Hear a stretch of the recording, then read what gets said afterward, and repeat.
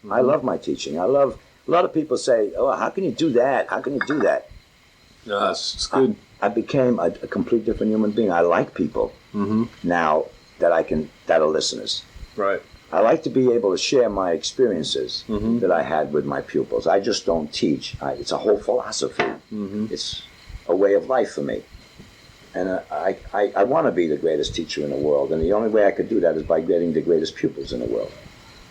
I mean, just from talking to you, it's obvious you really care about the kids you teach. And do you see it like common problems with them or things that they're dealing with now that you never had to deal with? Well, yeah. See, we were innovators, and not only that, but we had drummers to follow, and we were smart enough to jam not only the blues.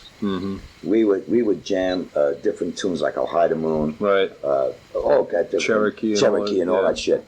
And everybody played differently. These kids are locked into covers. They cover this, they cover that. I went over to one cat's house, and they were jamming Pepsi Cola. Or Dr. Pepper. Serious? Yeah, they're in other words, what they got now is a shallow way of life. Right. They do cover records. Everybody's got to play with exactly what's on a record. That doesn't leave any creativity for the musicians. It's like doing nothing. It's like doing nothing. Yeah. And although that's a way of life for these kids, I'm hoping that someday they will realize that they're only spinning their wheels. They're not getting anywhere. I mean, I'm sure, and I'm positive that everybody in the world has got something to donate, something to say, something to give me that I could really enjoy. They're not doing it. And that goes for a lot of things that are wrong that I feel. First of all, I think the educational system in America sucks. I don't think there's any parenthood anymore. There's no fathers and mothers anymore. Most parents are divorced, so the kid has to feel wanted somewhere. So he goes out with the other creeps who've got the same problem. That's their peers.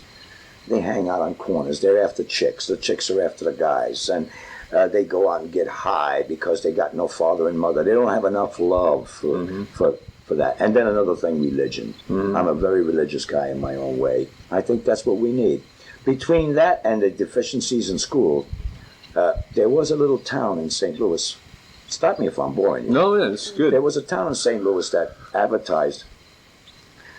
They found that they were giving tests to the kids in school, and the teacher would correct the test, and they would send back inadequate, and the teacher would spell inadequate wrong, which doesn't sound much. Then they went on and on and on and on. They noticed that all the teachers spelled everything wrong. Yeah. So one Parents Teachers Association got together and says, "Why don't you retest your teachers?"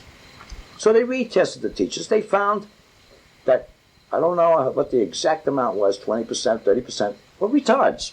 They could not read or write English. Was this in Time Magazine? I think so. I think it might have been. I remember reading that. And they showed pictures of the letters in the notes that the teachers had written. Really, I didn't see that. I saw a little ad. I went on a vacation to Baltimore, and I felt this way a long time because I could see it in here. Sure. I could see it in here. These kids are so stupid. Yeah. They think they're going to cram, like the kids do in school. George Washington chopped down a cherry tree and he rode a white horse. Now, I'm going to ask you that 6 months from now. All you do is open the book and it says, George, what? That's cramming.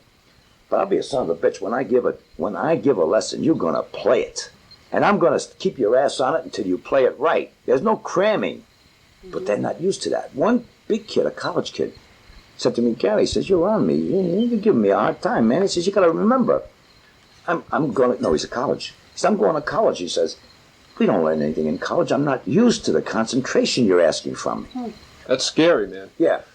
So he says, "I'm not used to the discipline you're demanding of me." He says, "I'm not used to listening to somebody as much as I have to listen to you." I said, "Well, man, that's your problem. Yeah. What are you, a fart? What are you, a clone?" Right. That's right. We're laughing, but it's sad. It's a serious thing. And that's what you got out there. All over the country. I thought it was only in Rockland County. It's all over the world. Yeah. So they retested the teachers, and the principal got embarrassed. He said, "Oh, my God," he's like, "I got a bunch of dumb teachers here." Yeah. So he calls the next town to the next principal. And the principal said, "Really, that what happened?" He said, "Yeah, blah, bullshit back and forth." He retests his teacher. 40% of them are idiots. Yeah. So now what the hell are they going to do? Blah, blah, blah, blah, blah, blah. So they researched the thing, and they found out 1950 is when these creeps graduated school. TV.